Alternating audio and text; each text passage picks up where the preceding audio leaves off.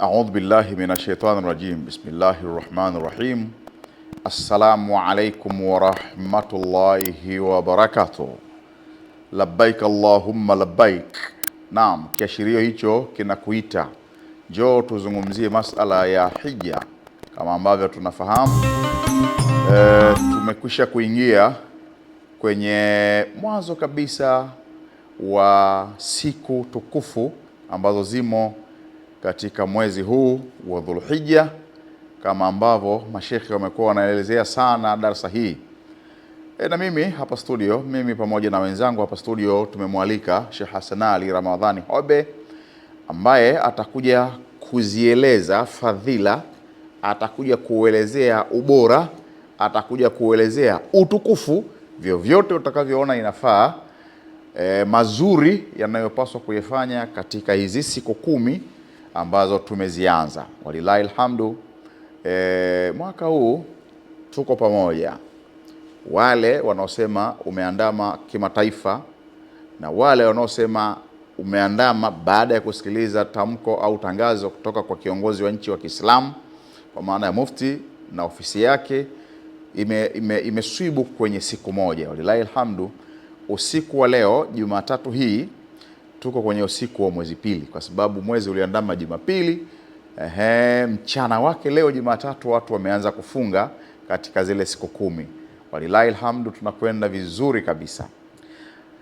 Kwa wewe ambaye ulighafirika kufanya lolote jema katika mchana wa Jumatatu ambao umeisha, tuna mambo mawili hapa inachanganya. Tunaposema mchana leo, usiku ni usiku wa Jumanne.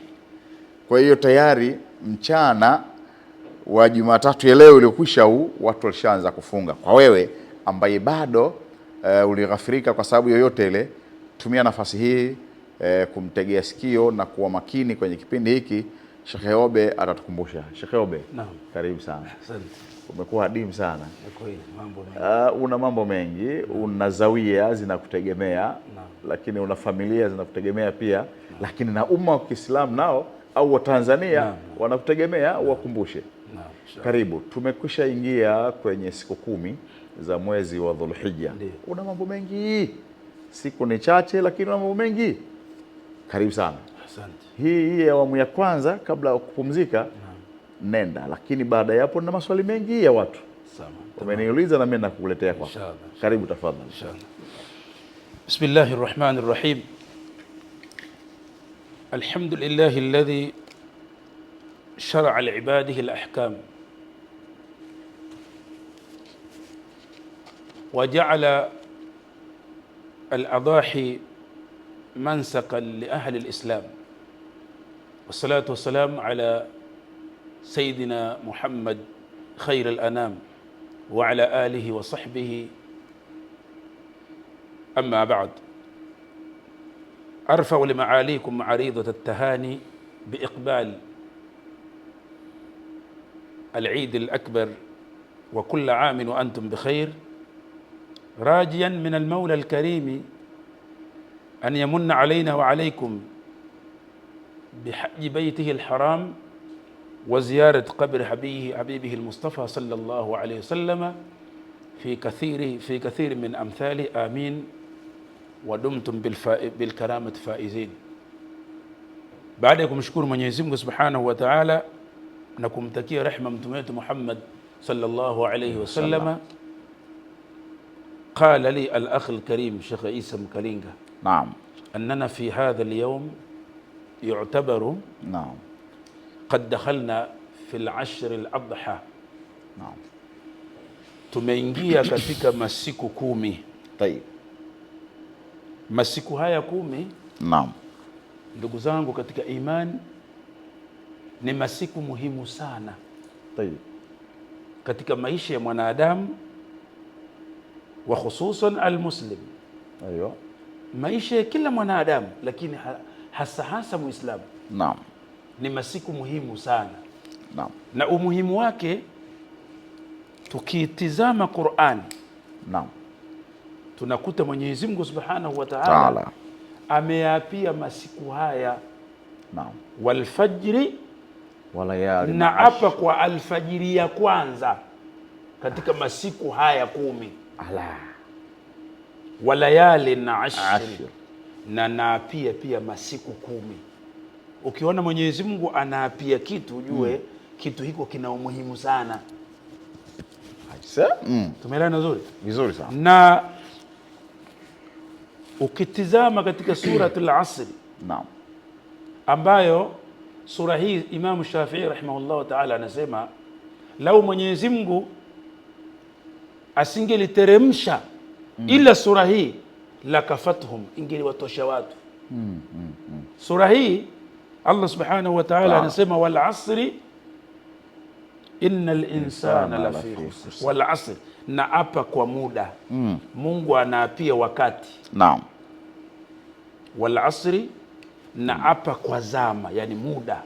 Hakuna kitu kikubwa kwa mwanadamu kama muda. Allahu akbar. Mtume anatuambia katika hadithi alipokea Imam Bukhari, ni'matani maghbunun fihi makathiru minan nas, as-sihhat wal faragh. Kuna neema kubwa mbili, watu wengi wanakunjwa katika neema hizo, ni afya na nafasi, muda. Sasa Mungu anauapia muda. Kisha anasema innal insana lafi khusr, hakika kila mwanadamu yupo katika hasara. Innal insana lafi khusr, hakika kila mwanadamu hakika yupo katika hasara. Illa alladhina amanu, akavua Mwenyezi Mungu, ambao hawapo katika hasara ni wale ambao wamemwamini Mwenyezi Mungu. Imani peke yake haitoshi. Wa amilu salihati, na wakafanya yaliyo mema. Mungu atujalie katika hao. Amin. Lakini kufanya mema hapa ndo nukta muhimu. Wa amilu salihati. Sasa katika masiku haya 10 Mwenyezi Mungu Subhanahu wa Ta'ala kwa kupitia mtume wake Muhammad sallallahu alaihi wasallama ametuambia mtume, naam, ma min ayamin al-amalu as-salihu fiha ahabbu ila Allah min hadhihi al-ayyam, ay ayyam al-ashr. Mtume anasema hakuna amali bora. Naam. Naam. Ma min ayamin, hakuna masiku ambayo al-amalu salihu fiha, amali njema, kufanya matendo mema ndani ya masiku hayo, ahabba ila Allah, ahabbu ila Allah, yanapendeza zaidi kwa Mwenyezi Mungu min hadhihi al-ayyam, kuliko masiku haya 10. Hadithi ipokea Imam Bukhari. Naam. Yani katika masiku ya mwaka mzima basi hakuna masiku bora ambayo unapofanya amali njema ni bora kama masiku haya. Hadithi ya pili mtume anasema ma min amalin ma min ayamin ma min amalin azka inda Allah azza wa jalla, hakuna amali iliyo safi na takatifu zaidi kwa Mwenyezi Mungu. Wala a'zama ajran, wala amali ambayo ina malipo makubwa zaidi min amalin ta'maluhu fi al-ashr al-adha au fi ashr al-adha, kama amali njema unazozifanya katika masiku haya 10. Tupo Sheikh? Vizuri sana. Yani hakuna amali bora kama amali ambazo unazifanya katika masiku haya. Maana yake fanya mema huko, mema hayo hayafikii ubora wa mema utakayoyafanya siku 10 hizi. Sheikh anamwambia atafunga ya Ramadhani nayo iko nyuma. Iko yale masiku 10 yale ya mwezi wa Ramadhani hayaingia hapa. Acha bwana wewe. Naam. Hata Lailatul Qadri Mtume Muhammad sallallahu alaihi wasallam. Swali lako zuri sana.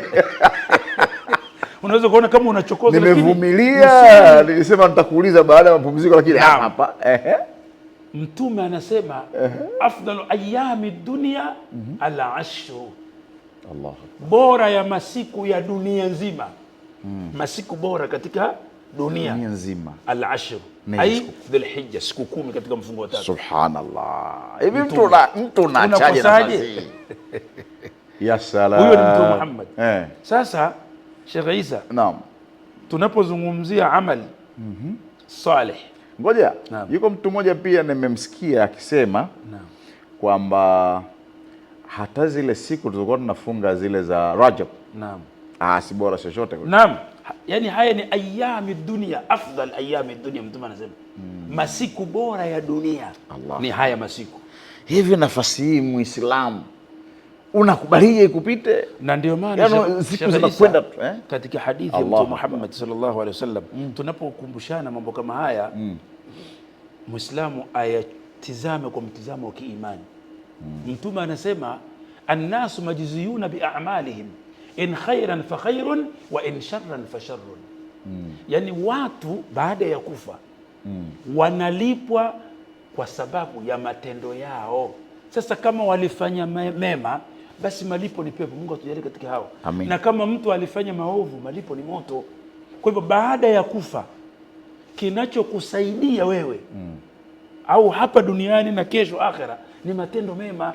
Na ndio maana hapa Mtume akatuambia al-amalu salihu fiha, yani kufanya amali njema ndani ya masiku hayo ni bora. Na kuna directly, yani kuna mambo mahususi yamesemwa fanya hiki ile mambo mema ya kufanya. Katika hadithi hizi nilizosoma kama 3 hapa zimekuja kwamba al-amalu salih, amali njema. Kwa hivyo tunachukulia mambo yote yaliyokuwa mema yakiwa ya wajib yakiwa ya sunna. Kwa hiyo maana yake nini Sheikh Isa? Anayeweza kufunga aanze kufunga. Na uzuri tumemkumbusha ikiwa imepita siku moja tu. Naam. Hapa tuna siku zingine kuanzia kesho Jumanne, Jumatano aende. Aiwa. Unaweza kusoma Qur'ani, soma sana. Allahu Akbar. Unaweza kumswalia Mtume, mswalie sana. Unaweza kwenda kuwatembelea wagonjwa, watembelee. Unatoa sadaka, toa sana katika masiku haya. Ni amalu salih. Qiyamul layl ndo zaidi. Yani inaingia yote amalu salih. Ni kile alichofundisha Mtume Muhammad, kiwa cha wajibu au cha sunna. Kwa sababu amali njema ndo rasilimali yako. Na hii maana yake tahadhari upande mwingine kwamba kama mema unayofanya katika siku 10 hizi yanapandishwa daraja lake. Na makosa na maovu ni hivyo hivyo. Yani geuza upande wa pili. Aljazao min jinsi al-amal. Atakayefanya maasi Mungu atunusuru na atulinde katika masiku kama haya. Adhabu yake na dhambi zake ni kubwa. Kwa hivyo masiku haya ni masiku muhimu sana na ni sunna ya Mtume Muhammad sallallahu alaihi wasallam. Hadithi zilizokuja hazikuainisha, zingine zimeeleza tu ubora, yani amali njema. Kwa hivyo tunatakiwa tufanye amali njema, tuzidishe, sio kufanya, tuzidishe. Maana tunatakiwa tufanye kila muda. Lakini masiku haya tuzidishe. Naam. Mimi nitatamani zaidi nikuulize baada ya kutoka mapumzikoni, lakini na hasa kwenye mambo yale ya kuchinja. Naam. Kwenye kuchinja, lakini kwa sababu umenipa nafasi ya kuuliza, kuna mtu ameniuliza hapa. Ndio. Anataka kuchinja huyo mtu. Ndio. Amenuia kuchinja. Kuna A na B. A amewahi kusikia kwamba ukinuia kuchinja mwezi ukishaandama tu utakiwi kunyoa nywele, sio kata nywele. Je, haya yamethibiti, ni sunna ama ni nini? Mada hiyo ni A. Naam. Nimaliza kabisa. Na B yake akasema ikiwa hakunuia kuchinja na akawa ameshevu nywele zake, amenyoa nywele, ghafla akapata pesa, je, akichinja hawezi kupata zile fadhila? Au amenuia lakini mpango alikuwa anategemea haukukaa sawa, mpaka unakwenda kuonekana, mpaka inafika siku ya kuchinja hajachinja. Sheikh Isa, swali zuri sana na nimeulizwa pia sana hata kabla ya kuingia. Lakini kwa sababu leo tunakumbushana ayyam al-ashri, lakini pia na mambo ya kuchinja. Sasa kwenye mada hiyo ni kuombe unikumbushe kabla sijamaliza. Niingia moja kwa moja katika mada kwanza. Hii ya kuchinja. Alafu kama sijasoma hiyo hadithi basi unikumbushe, lakini nadhani katika mazungumzo yangu nitagusa huko. Sawa. Naam. Twende. Sikukuu hii inaitwa Eidun Nahri au Eidul Adha. Ni sikukuu ya kuchinja. Kwa nini imeitwa sikukuu ya kuchinja? Ni vizuri Mwenyezi Mungu akitujalia tukumbushane kwanza asili ya ibada hii. Kwa nini? Sahihi kabisa. kwa sababu tukijua asili kwamba ilianzia wapi, itatupa hamasa kila mmoja atakayesikiliza maneno haya kuweza kufikiria na kutafakari ili aweze kuchinja. Ndio qissatu dhabih, ndio kisa cha aliyetaka kuchinjwa. Asili ya kuchinjwa ya kuchinja wanyama hawa ndio ilikuwa asili yake ni kuchinjwa mtu. Ndio, tumeelewana nzuri vizuri sana. Katika surati As-Safat aya ya 99 mpaka 113 Mwenyezi Mungu Subhanahu wa Ta'ala anatukumbusha na kutupa historia ya kichinjwa hiki. Naam. A'udhu billahi minash shaitani rrajim. Bismillahir rahmanir rahim. Wa qala inni dhahibun ila rabbi sayahdin rabbi habli minas salihin fabashsharnahu bighulamin halim فلما بلغ معه السعي قال يا بني إني أرى في المنام أني أذبحك فانظر ماذا ترى قال يا أبت فعل ما تؤمر ستجدني إن شاء الله من الصابرين فلما أسلما وتله للجبين وناديناه أن يا إبراهيم قد صدقت الرؤيا إنا كذلك نجزي المحسنين إن هذا لهو البلاء المبين وفديناه بذبح عظيم وتركنا عليه في الآخرين سلام على إبراهيم إلى آخر الآيات. aya hizi Mwenyezi Mungu Subhanahu wa Ta'ala anatusimulia chanzo cha kuchinja. Nabiullah Ibrahim alayhi salam alipokuwa katika mji wa Misri, ilam akun mukhtian, alishindwa kuishi katika mji ule kutokana na mfalme jeuri anaitwa Namrud. Namrud ni mfalme ambaye ufalme wake umetawala dunia kwa muda wa 400 sana. 400 sana, miaka 400. Namrudhi huyu alikuwa anaabudu masanamu na analazimisha watu kuabudu nini? Masanamu. Nabiullah Ibrahim akamwambia inni dhahibun ila rabbi, mimi naondoka na hama kwa ajili ya Allah Subhanahu wa Ta'ala kwenda katika mji wa Sham, Syria sasa hivi. Nikapate kumwabudu Mwenyezi Mungu sehemu ambayo watu hawaabudu masanamu. Mungu anatusimulia. Sasa wakati akiwa njiani akaomba Mola, wakati anamuomba Mwenyezi Mungu, Nabiullah Ibrahim ana miaka 86, hana mtoto, akiwa na mkeo Sara. Tupo? Akamwambia Rabbi habli minas salihin, ewe Mola wangu unitunukie mimi mtoto miongoni mwa wale waliowema. Hapa tunafundishwa tunapooa tuombe Mungu atupe watoto wema. Sheikh Isa mzalinga huko vizuri sana.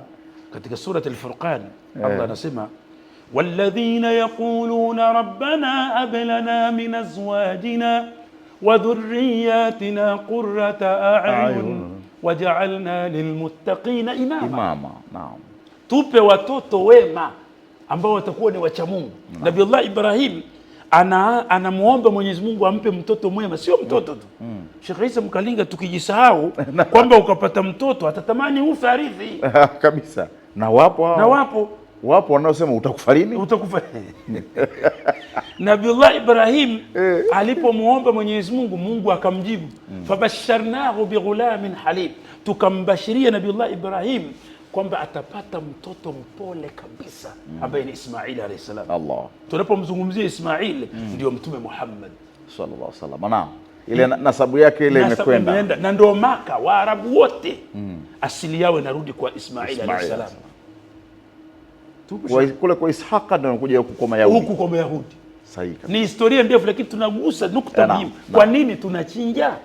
Sheikh Isa, uniache kidogo nimalizie kidogo. Kisa cha kuchinja kimeanzia wapi? Mungu akamwambia tutakupa mtoto mpole kabisa. Fabasharnahu bighulamin halim. Anampata mtoto akiwa na miaka 86. miaka 86. Ya salam. Anapewa na Mwenyezi Mungu Ismail alayhi salam kupitia kwa mama yake Hajara, ambaye historia ni ndefu, lakini tusiende huko. Tunachukua zile nukta muhimu. Alipompata Ismail alayhi salam, akaenda naye Maka, ikiitwa zama hizo Farana. Maka kipindiko hakuna mtu anayeishi, ni jangwa tupu. Jangwa la Farana. Akamtoka naye kutoka wapi, Shamu, baada ya Sara kuwa na wivu sasa, kuona mbona huyu kijakazi amepata mtoto, mimi sipata, ndio akahama naye kuja wapi? Kuja Maka, kipindiko inaitwa Farana. Akasimama katika Jabali Abi Qubais, ambalo kuna hoteli kubwa sasa hivi. Nabiullah Ibrahim akamwambia, Rabbana inni askantu min dhurriyyati biwadin غير ذي زرع عند بيتك المحرم ربنا ليقيموا الصلاة فاجعل أفئدة من الناس تهوي إليهم وارزقهم من الثمرات لعلهم يشكرون. Akasimama Nabii Ibrahim kumwomba, ya Rabbi, na kuomba Mola wetu, mimi nimekaa na familia yangu na kizazi changu mahala ambapo hakuna mtu wala hakuna mazao. Rabbana liyuqimu salata, nimekuwa hapa kwa ajili ya watu waje wasimamisha ibada. Allah, faj'al af'idata minan nas tahwi ilayhim, na kuomba ujalie nyoyo za watu ziwe zinaelekea Maka. Ndio hii hija unaiona, sio? Unapata uzuri vizuri sana ile hija ambayo tunaona wenzetu Mwenyezi Mungu amewapeleka warudishe kila la kheri, na sisi atupe baraka zao. Ni dua ya Mtume Ibrahim akiwa mahala pale Maka. Unapopaona pameendelea, palikuwa ni jangwa tupu, Farana ikiitwa, sio Maka tena hii sasa. Sasa alipokuwa pale, falamma balagha ma'ahu sa'ya, alipofikiria Nabiullah Ismail pamoja na baba yake umri wa kuhangaika, sa'ya, kuhangaika kutafuta maisha yake. Ibrahim na Ismail amefika umri sasa anaweza kujitafutia maisha yake. Inakuja amri ya Mwenyezi Mungu, Nabiullah Ibrahim anamwambia, ya bunai, ewe kijana changu, inni ara fil manam, kwa hakika mimi nimeona usingizini mwangu, anni adhbahuka, mimi nakuchinja wewe, famdur madha tara, tazama unasemaje.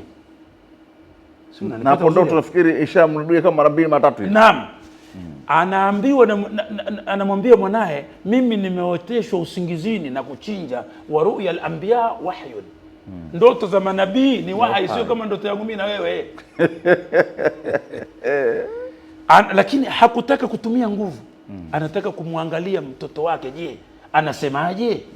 Mtoto anamwambia, ya abata, ewe baba yangu, if'al ma tu'mar, fanya lile ambalo wewe unaamrishwa.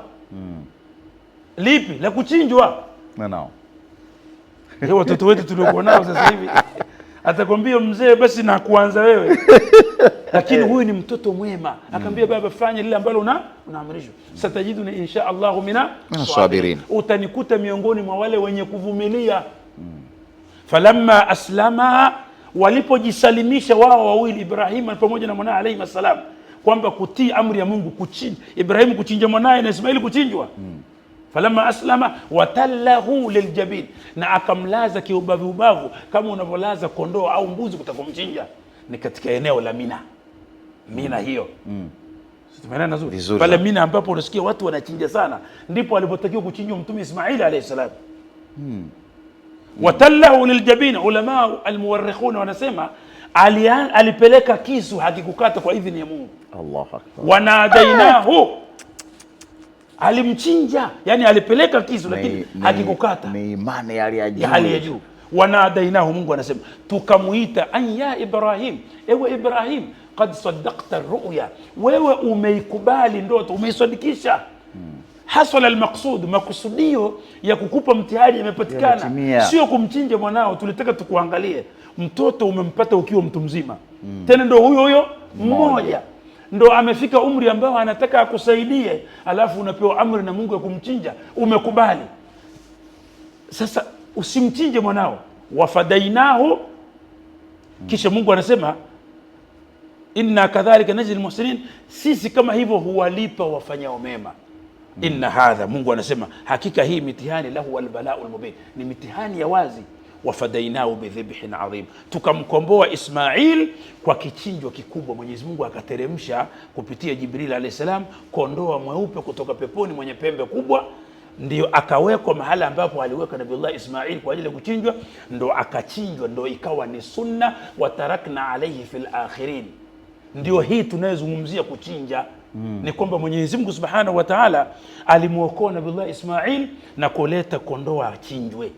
Ndio hapo sasa tunaanzia mada yetu ya kuchinja hapo. Mtazamaji, tuko na kompyuta hapa. Sheikh Hassan Ali Ramadhani Hobe ni mudir wa zawia za Thamaratul Janna ambazo kwa kweli zimetapaka sana katika maeneo ya jiji la Dar es Salaam na kule pwani kwa maana ya Mkuranga. Leo akitupitisha kuangalia yaliyomo ndani ya siku 10 za Dhulhijja. Kama kawaida ya utaratibu wa kipindi hiki, hebu tupate mapumziko mafupi. Tutakaporejea, Sheikh anasema huu ndio mwanzo tu, basi yako mambo mengine mazuri zaidi. Tunapotoka mapumziko, tukirudi tu tutakuja tuendeleze hayo mambo mazuri. Kaa hapo hapo ili uendelee kusoma inshallah.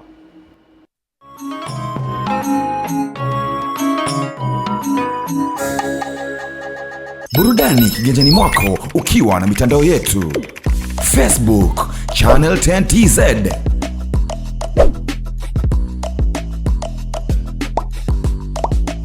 X Channel 10 TZ, Instagram Channel 10_Tanzania, YouTube Channel 10. Burudani zinaendelea katika mitandao yetu ya kijamii.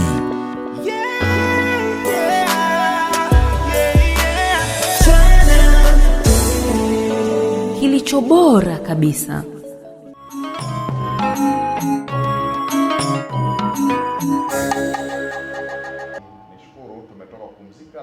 Nisirefushe maneno kwa sababu yaliyosemwa ni mengi na yaliyobakia kusemwa ni mengi pia. Wacha tupate nafasi tu tena kwa Sheikh Hassan Ali. Naam. Tumepata pa kuanzia kwamba sasa asili ya kuchinja kwetu kwa Ismail ndio tunaanzia mada. Naam, twende. Wafadainahu bidhibhin adhim, tukamkomboa Nabiullah Ibrahim na mwanae kwa kichinjwa kutoka peponi, kondoa ambaye alikuwa ni mweupe na ana pembe kubwa mnene. Mtume Muhammad sallallahu alaihi wasallam anasema, hadithi alipokea Imam Tirmidhi, illa ma akun mukhtian, ma amila adamiyun min amalin yawm an-nahri ahabba ila Allah min ihraqi ad-dam.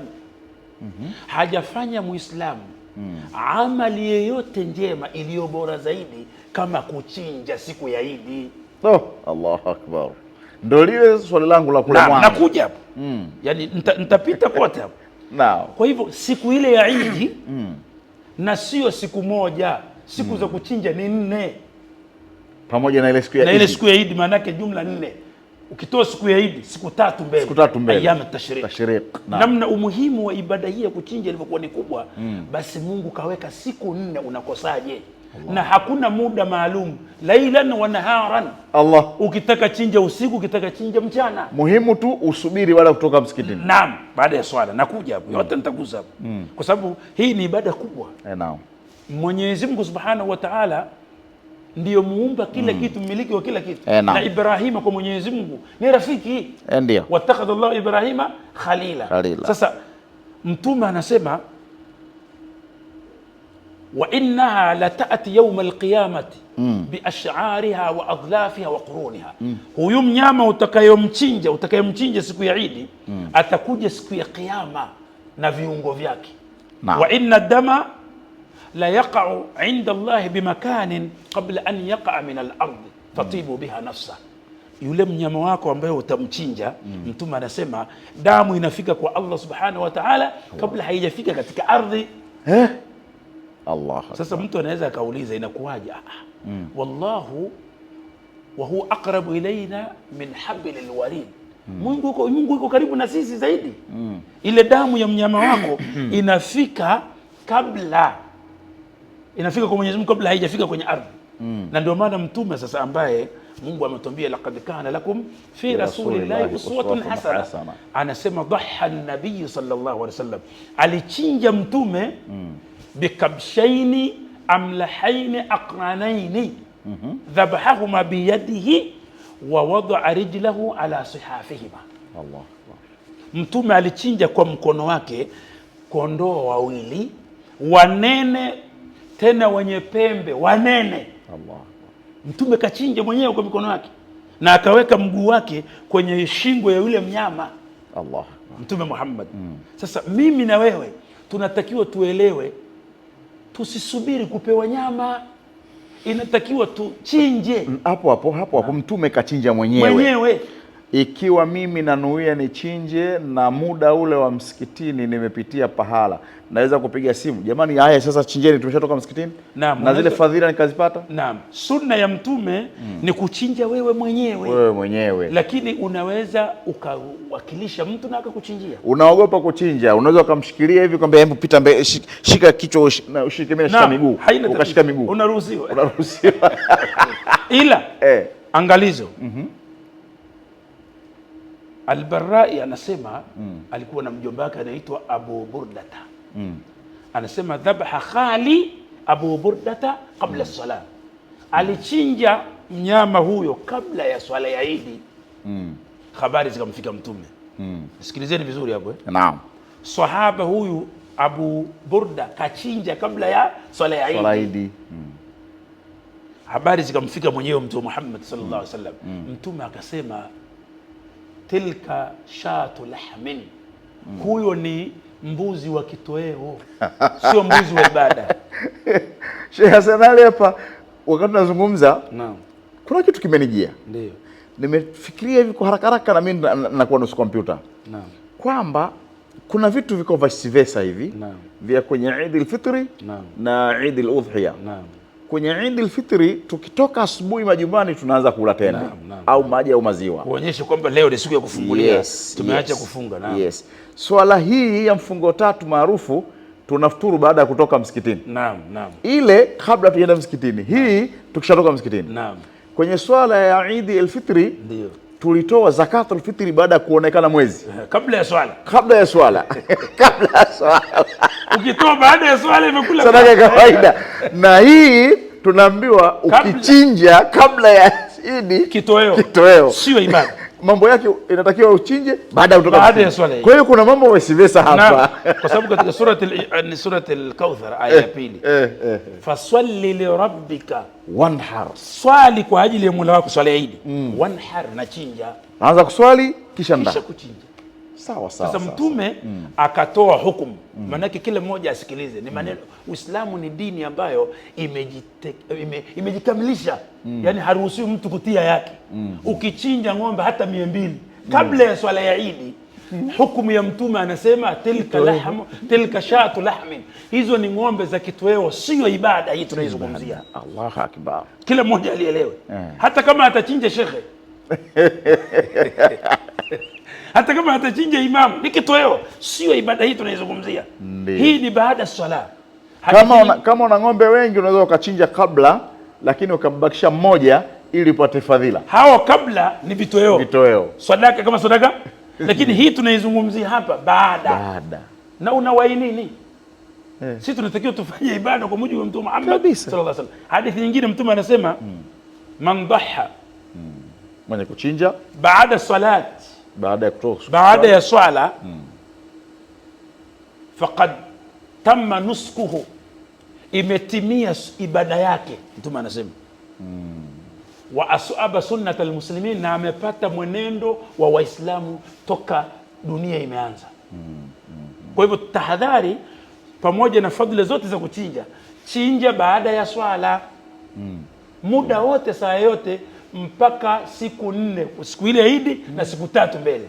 Sawa. Tumeelewana vizuri. Sasa hapa Sheikh Isa Mkalinga, Mtume anasema pamoja na fadhila hizi, anasema idha dakhala al-ashr, zitakapoingia siku 10 za Dhulhijja kama hivi, wa arada ahadukum an yudhiya, na akataka mmoja wenu kuchinja. Mungu anakuja hapa. Mmoja wenu akataka, yani anaweza, anafikira kwamba pesa anayo ya kuchinja. Fala yamassa min sha'rihi wa basharihi shay'a, asiondoe nywele yake wala kucha yake chochote. Yaani kwa mfano mtu amenuia basi kuanzia Jumapili ulivyoandama hataki kunyoa. Kwamba anaweza kuchinja basi asinyoe nywele wala kucha. Ulama shurahu alhadith ambao wanaisherehesha hadithi hii wanasema hapa katazo hili la Mtume si la dhambi. Si kwamba mtu akinyoa nywele anapata dhambi. Sawa. Au kwamba labda kanyoa na akakata kucha alafu akachinja hapati thawabu za kuchinja, anapata. Lakini umekosa thawabu za kumfuata Mtume. Nini hekima ya kutotoa nywele na kucha? Tunaambiwa ili zote viungo vyako vyote vipate msamaha wa Mungu. Kwa sababu kuchinja ni ibada kubwa. Ndio. Tumeelewana vizuri sana. Yaani atakayejaliwa akachinja viungo vyake vinaachwa huru na moto. Ni ibada kubwa hii. Ambayo Mwenyezi Mungu Subhanahu wa Ta'ala anatufundisha sisi kwamba Mtume Ibrahim alayhi salam alikuwa ni mtume ambaye alikuwa yuko tayari kuacha chochote kwa ajili ya Mungu na kufanya chochote kwa ajili ya Mungu. Na mimi na wewe, je, tukiwa na fikira hiyo kwamba kwa ajili ya Allah Subhanahu wa Ta'ala uko tayari mtoto wako ukampeleke madrasa akae huko mpaka ajue dini, tungefika wapi? Kwa ajili ya Mungu uko tayari kufanya jambo lolote. Vipi Muislamu anashindwa mbuzi 300?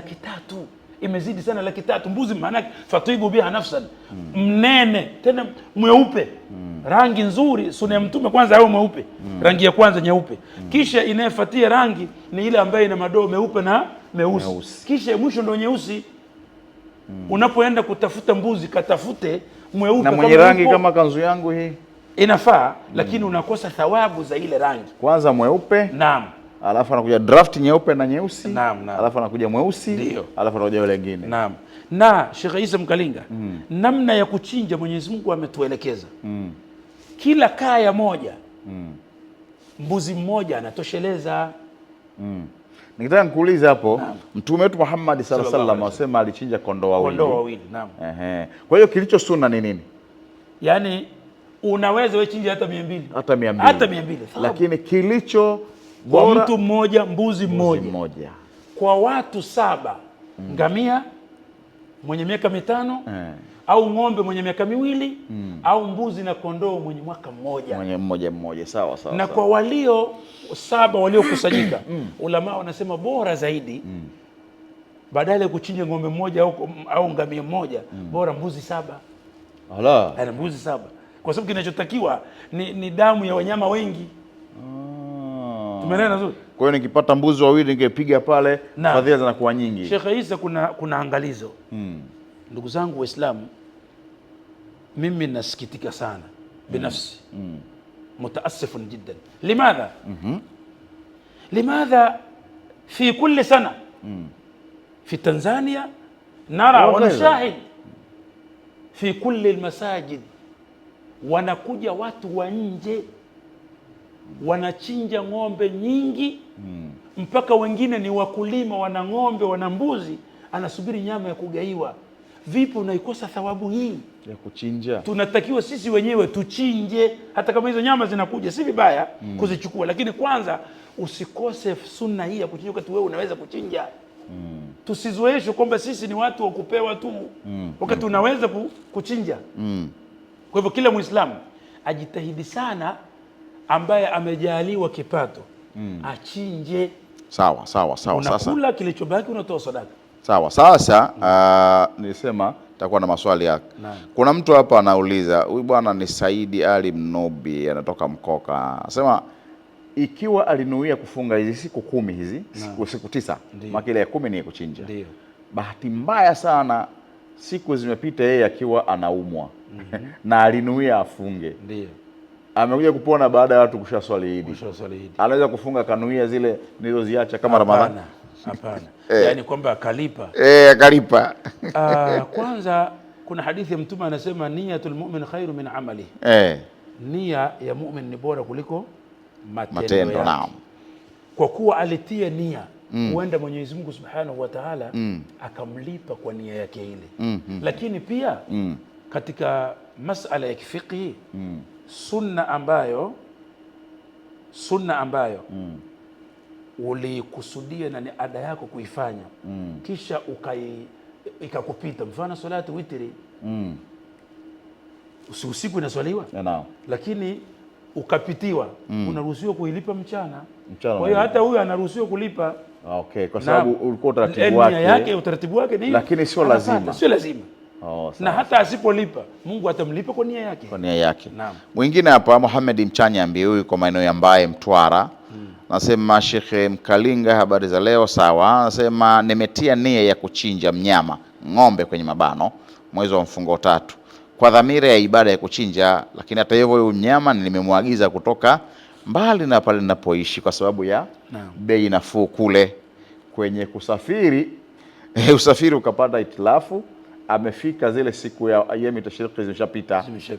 Je, nikimchinja au ile nia yangu moja? La pili, je, naweza kumchinja kwa dhamira yangu na ibada ya kuchinja kwamba siku zile zimepita, akaja siku zishapita, kimchinja atapata? Na la mwisho anasema yeye anafanya biashara, kuna siku alishakwenda kwenye maeneo ambayo Waislamu hawapo, akamkuta ng'ombe akamchinja katika siku zile ugenini kule. Kwa bahati mbaya hakukuwa na Waislamu pale, lakini akamchinjia mtu. Hiyo ndio story yake. Anataka kujua haya yote akifanya anapata malipo. Kuna sahaba wa Mtume Muhammad sallallahu alaihi wasallam, umesikia? Lakini yakuelewa hilo la kwanza, yule sahaba aliyechinja kabla ya swala, aliyechinja kabla ya swala. Ilipofika kesi kwa Mtume akamwambia Rasulullah, ninaye mwingine. Kumbe yule aliyemchinja kabla ya swala ni kitoweo, sio? Lakini naye mwingine Mtume akamwambia chinja. Maana yake ni nini? Huyu ambaye kaagiza huko kwa dharura, yule ng'ombe akafanya nini? Akachelewa kwa usafiri wetu huu, akaja baada ya ayami tashriq. Sasa kama anaweza kupata mwingine, anatakiwa anunue na achinje. Yule akifika ana hiari kumuuza au kutoa sadaka. Mwingine ndo hawezi pale, ndo hawezi. Sasa kama hawezi na akaja baada ya hapo, atachinja na Mwenyezi Mungu atamlipa kwa nia yake. Sahihi kabisa. Lakini kwanza kama anaweza, anatakiwa afanye nini? Anunue mwingine. Kama hawezi ndo atasubiri. Nafikiri na hili jingine kwamba amefika kwenye maeneo ambayo hakuna Waislamu, ndio akaambiwa tu yuko Muislamu. Yani je, anachotaka kusema anaweza kuchinja kule kulaliko sehemu ambapo hakuna Waislamu? Akachinja, anampa nani, wanakulaje, nini? Sharti ya kuchinja katika kitabu dhabaih awe Muislamu na kukata yale makoromero koromero. Kwa hivyo kama akichinja ni Muislamu inatosha, na swala la kula nyama zile si lazima ugawe ya Waislamu peke yao. Kila binadamu anaruhusiwa kugaiwa, Muislamu na asiyekuwa Muislamu, kwa sababu sote ni ndugu na sote ni waja wa Allah subhanahu wa ta'ala. Mimi naishi Dar es Salaam hapa, lakini wazazi wangu wako mbali na mimi, wako huko Tambau-Twike huko. Naam. Naweza kutuma pesa kule waliko kwa kutaka ile nyama na wao wale. Ndio. Yule ng'ombe au mbuzi ambaye mimi nimetoa pesa kule, ndio nitahesabika nimechinja mimi? Naam. Na inaruhusiwa na wengi wanafanya hivyo, haina tatizo. Hiyo ni nauba, kumweka, yani kutuma mtu akakusimamia akakufanyia kwa niaba yako, unapata. Na ni bora zaidi kwa sababu uangalie maeneo ambayo watu wana uhitaji zaidi. Kama sisi hapa mjini, na sasa hivi wala si mjini. Alhamdulillah, Mungu amejalia neema Tanzania nzima kipindi hiki kila mahala watu wanapata nyama, lakini kikubwa zaidi tu wana fikra ya kwamba huyu ni mnyama wa ibada, hata kama tunakula. Kwa hivyo kula kiasi kidogo, kinachobaki wagaie wenzio, Waislamu na wasiokuwa Waislamu. Si vizuri mtu akaweka nyama mpaka wiki 2 wiki 3 au akaenda kuuza bucha, sio? Ni haramu kuuza nyama ya udhiya. Amina Athmani Majamila kwenye mabana yuko Arusha.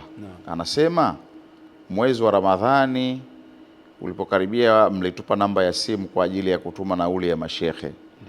Mbona amtafakari wala kutuambia tutume chochote tunapoingia? Alikuwa anamaanisha kwamba kama tuliweza kutuma nauli za mashehe Ramadhani ilipokuwa inaingia, je, hatuwezi kuanzisha kautaratibu tunatuma hapo studio? Ili nafikiri nilikuwa nauliza mimi, sio mbaya.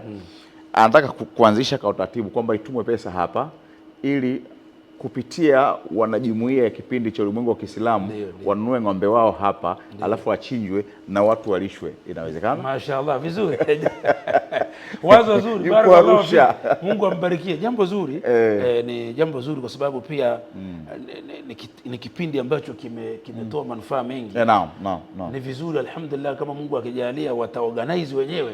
Akachinjwa ng'ombe hapa na watu wakagaiwa, shekhe. Mashaallah. Kwanza wafanyakazi wa hapa. Wafanyakazi hapa tunawagawia majumbani, lakini jamani, huyu ni ng'ombe wa Ulimwengu wa Kiislamu. Sasa nani atasimamia jambo hili? Sheikh Isa Mkalinga. Mimi kwenye nyama huko unaweza kupata dhima Sheikh.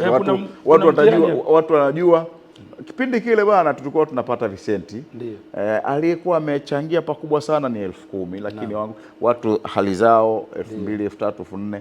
Mimi nadhani hili tulifanya maandalizi ya mwakani kulingana na kipato kinachofanyika. Lakini watu bado hawajachelewa. Lakini kama kuna mtu anaweza au anaweza wawili watatu wawasiliane, jambo litafanyika. Mimi nitawatajia namba hapo, mtashauri kama mtatuma ya kuchinja watu wachinje hapo, tutakwenda. Wewe shika peni yako na simu yako, kabla ya kufunga kipindi nitazungumza hili. Tataja namba ya simu tuone kama watu wanaweza kuchangia, na kitakachopatikana ikishindikana kitakwenda kwa watoto yatima. Nini tunapaswa kukifanya siku ya kuchinja? Ukiondoa kuchinja, kwa mfano tunaweza tukatembelea wagonjwa, tunaweza tukaenda makaburini, na kumekuwa na utaratibu mkubwa sana sasa hivi. Ukipita makaburi mengi ya Waislamu yanasafishwa. Nini hiki kitu? Hili swala si baya, lakini si mwenendo wa Mtume. Sio sunna ya Mtume kwamba mpaka Dhulhijja ndio tukasafisha makaburi na kufanya dua. La, sunna ya Mtume kama alivyotuambia, kuntu nahaitukum an ziyarati alqubur fazuruha fa innaha tudhakkirukum alakhirah. Nilikuwa nimekukatazeni kuyazuru makaburi, sasa hivi yatembeleeni. Mkienda kuyatembelea yanakukumbusheni kifo, lakini mnawaombea dua wale. Kwa hivyo ni sunna kwenda kuyatembelea makaburi kila Ijumaa au muda wowote, saa yote, na kuwaombea dua. Na ni sunna ya Mtume Muhammad. Maeneo ambayo sisi tunaishi au ndugu zetu wamezikwa yakawa masafi, alislamu nadhifun. Kwa hiyo usafi ni sunna kufanyika muda wote, makaburi yao masafi, sio mpaka Dhulhijja na wengine mpaka ikawa kama huwezi kuchangia. Watu wamejiwekea utaratibu huo, unatengwa na familia. Hapana, hilo sio sawa katika dini. Ni jambo zuri kusafisha, lakini iwe ni endelevu, sio mpaka mwakani Dhulhijja. Na ukiacha kufagia, watu wakaamua tu kwenda kuzuru, ni sunna. Naam, vizuri, ni vizuri, na kuwaombea dua. Na usikubali, insha Allah, jitahidi siku ya Idi, fanya mambo ya kheri. Tembelea ndugu zako, ita ndugu zako kama unaweza, wasaidie kama unaweza, nenda kawatembelea wagonjwa, hata kama ni magereza nenda kawapelekea watu. Yani ni jambo lolote la khairi unaruhusiwa, ni vizuri zaidi. Naam, sio kwenda beach. Sio kwenda beach. Kwenda beach tunaenda kutafuta balaa kule. Tuendeni sehemu ambazo tunaweza kuzalisha thawabu na Mwenyezi Mungu atakuwa radhi na sisi. Naam. Tukiamua kwenda beach familia, tukachukua mkeka wetu, sehemu ambazo lakini hakuna mawazo, lakini beach zetu hizi kila mmoja nadhani anaelewa, si vizuri kwenda sehemu ambazo kuna maasi. Naam. Tunataraji kusherehekea sikukuu baada ya kukamilika kwa hizi siku. Katika kusherehekea sikukuu zetu yako mambo mchanganyiko yanafanyika. Wenye familia, mabinti wanawasuka rasta nini, hawaharibu sherehe ya Eid. Naam, kwa rasta na watoto wa kiume mapanki. Naam, kwa mwanamke wa Kiislamu ni haramu kuonyesha nywele zake kwa asiyekuwa mume wake au wale ambao kisheria hawawezi kumuoa, baba yake, kaka yake na mjomba wake na babu zake. Lakini mwanamke yeyote wa Kiislamu ambaye nywele zake zitaonekana kwa wasiokuwa hawa, asipotubia mpaka anakufa anakuwa ni mtu wa motoni. Mungu atunusuru. Kwa hivyo tujiepushe na mambo hayo. Na masala ya kunyoa panki au viduku katika Uislamu ni makruhu. Mungu anachukia jambo hilo. Lakini kama utanyoa kwa kuiga wasiokuwa watu wa dini, kwamba wahuni fulani, basi wewe ni katika wao. Man tashabbaha biqaumin fahuwa minhum. Si vizuri mtu kujifananiza na watu ambao wana sifa mbaya katika jamii. Kwa hiyo Muislamu amuige Mtume Muhammad sallallahu alaihi wasallam. Wewe nyoa nywele zako zote au punguza, vaa kanzo yako au piga kipara au kipara. Naam, haina tatizo. Na ukinyoa upara mara kila Jumatano kuna tulisikia kwa mashekhe wakisema kwamba huenda kama ni mtoto Mungu akampa ilmu yenye manufaa. Naam, kila Jumatano. Kwa hiyo anataka kunyoa nani? Ni ile mtoto au wewe mzazi? Hata wewe mzazi haina tatizo, lakini kwa nia hiyo. Wewe unanyoa alafu kila Jumatano. Alafu mtoto hata mtoto unamnyoa, haina tatizo. Kwani huenda Mungu akajalia akaja akapata ilmu ya dini yenye manufaa na akawa mwanazuoni mkubwa. Twende tunarudi kwenye ile siku yenyewe ya kuchinja. Tumechinja. Naam. Iwe ng'ombe mmoja, mbuzi mmoja, wawili. Ndiyo. Utaratibu uliokuwepo rasmi, kuna utaratibu rasmi wa kugawa hii nyama? Naam. Sunna ya Mtume Muhammad sallallahu alaihi wasallam ameeleza ni kwamba kula theluthi. Yaani wewe mwenyewe ukachukua kiasi ambacho kinakutosha na familia yako, kisha nyingine ukatoa kwa majirani sadaka. Na hapa tunakumbushana sadaka ianze kwa majirani waliokuzunguka, wao Waislamu hata wasiokuwa Waislamu. Kisha tukiwamaliza hawa ndio twende kwa walio mbali. Unajua ninaiangalia kwa sisi huku Mbagala tunaweza. Ndio. Kwa Mbagala kuna shida. Unajua naangalia Ustabei, Masaki na Mikocheni na mageti mengi yani. Unakwenda unampa nani mageti? Ujirani huko pale pale. Ujirani huko pale pale. Sisi yani hadithi za Mtume Muhammad au mafundisho ya Mtume Muhammad hayapitwi na wakati mpaka siku ya Kiyama.